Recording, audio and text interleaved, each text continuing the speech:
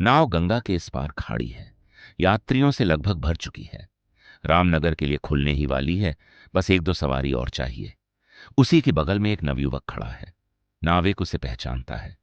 वह आवाज लगाता है, आ जाओ, खड़े क्यों हो? क्या रामनगर नहीं जाना है? नवयुवक ने शांत स्वर में कहा, जाना तो है, लेकिन आज मैं तुम्हारी नाव से नहीं जा सकता। नाविक ने आश्चर्य से पूछा, क्यों भैया? रोज तो इसी नाव से आते जाते हो, आज क्या बात हो गई?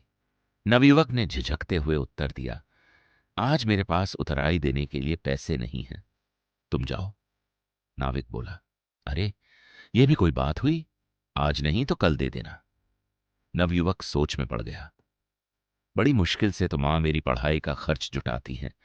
यदि कल भी पैसों का प्रबंध न हुआ तो कहां से दूंगा? उसने दृढ़ स्वर में कहा, तुम ले जाओ नौका, मैं नहीं जाने वाला। इतना कहकर वह अपनी किताब कापियां एक हाथ में ऊपर उठा लेता है और छपाक से नदी में कूद जाता है। नाविक देखता ही रह जाता है। उसके मुंह से बस इतना निकलता है, अजीब मनमौजी लड़का है। छप छप करते हुए नवयुवक गंगा नदी पार कर जाता है।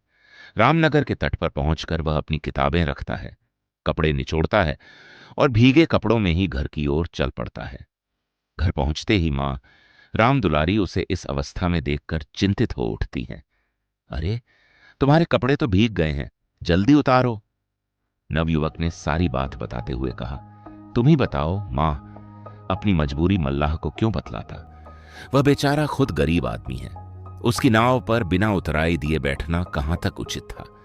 यही सोचकर मैं नाव पर नहीं चढ़ा, गंगा पार करके आया हूं। मां रामदुलारी ने अपने पुत्र को सीने से लगा लिया। उनकी आंखें नम हो उठी। उन्होंने स्नेह भरे स्वर में कहा, बेटा, तू जरूर एक दिन बड़ा आदमी बनेगा। वह नवयुवक कोई और नहीं बल्कि लाल बहादुर शास्त्री थे, जो आगे चलकर देश के प्रधानमंत्री बने और केवल 18 महीनों में ही राष्ट्र को प्रगति की राह दिखा दी।